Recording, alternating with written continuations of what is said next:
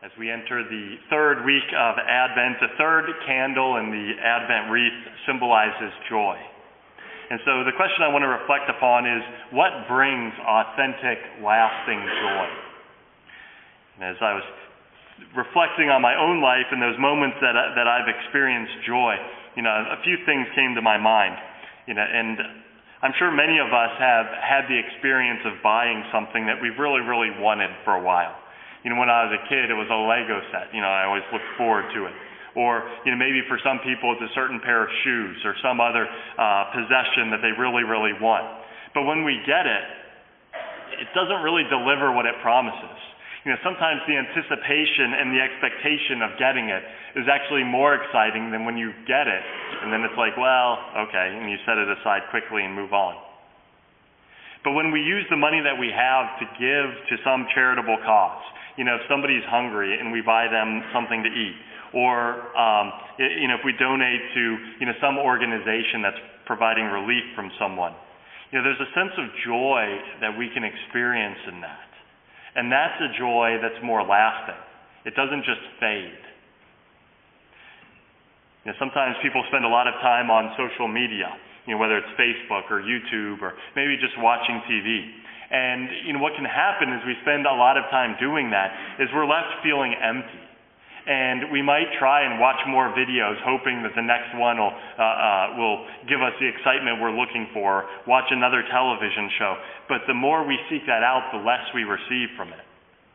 But when we use the time that we've been given to maybe visit an elderly relative or friend in a nursing home, when we take time out of our schedule to do something as an act of charity towards someone, then we experience a joy that does fill us up. Sometimes we might be reluctant to go to Mass or to spend time in prayer. At the moment, sometimes it's like, I'd rather just not do that. It's easier sometimes just to stay put. But when we actually do that, when we come to Mass or we spend time in prayer, often we'll experience joy at that moment, and we end up glad that we did this thing. And I'm sure many of us can call to mind moments where we've experienced joy. Whether it is, giving of our resources or visiting someone or sacrificing for someone else. Joy is one of the 12 fruits of the Holy Spirit.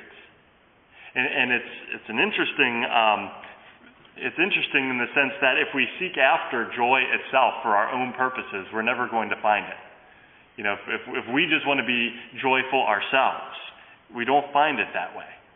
Joy is a perfection that flourishes in our soul when we're living in a state of sanctifying grace and when we're living in a way that our actions are in union with God's will. And so it's when we're seeking God's will and allowing His grace to permeate through us that as an effect of that, we experience joy. When it comes to joy, I doubt many people associate joy with going to confession. But stay with me on this for a few minutes. But I don't see too many groups of people that get really, really excited about going to confession. It's like, hey, what are you doing this Thursday night? Oh, you're not doing anything? We're going to confession. Get ready. We'll pick you up at this time. I did experience that at Franciscan University. People would get excited about our penance services and things there. It was kind of like living in another world. But if we think about it, if joy is the fruit of union with God and allowing Him to reign within us, sin is the exact opposite of that. Sin is when we go after something that may look good at the moment, but really is not good. And so the effect of sin is it causes us to be unhappy. It crushes our spirit. And so when we receive forgiveness for sins, it opens up the pathway to joy. Now we need to follow through on confession, not just by going to confession, but replacing vice with virtue.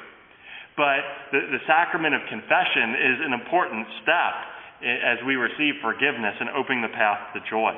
So if we do want to be joyful, then what we should be seeking after is forgiveness from the Lord frequently.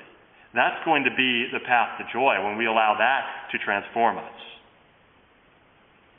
And so ultimately, when we think about what brings joy, sometimes people will say, well, being in the presence of Jesus brings joy. Well, some people will rejoice in his presence, but other people will be terrified and will want to flee from his presence because it depends on our disposition. But joy is the fruit of allowing the will of God to work through us so that his mercy and his goodness and his wisdom are flowing through our actions. And if we live that way, when we do one day leave this world and stand before Jesus Christ, we will recognize him as the source of the joy that's been flowing through us. And the supernatural life that's within us will explode and it'll leap up from our hearts. And supernatural joy will overflow from our hearts, and our joy will be complete when we see the one who is the source of that joy. And so this week I encourage us to reflect upon that theme of joy, one of the fruits of the Holy Spirit, and maybe to reflect upon some times where we have experienced authentic joy, those moments when we've done things that are in conformity to God's will, acts of love and charity and mercy, and to seek confession, which removes those obstacles to joy, and allow God's will to flow through our actions. And if we do that, we will experience a joy that does not disappoint, but it will be a joy that increases over time and draws us closer to Christ and will overflow one day when we stand before Christ, and our joy will be complete.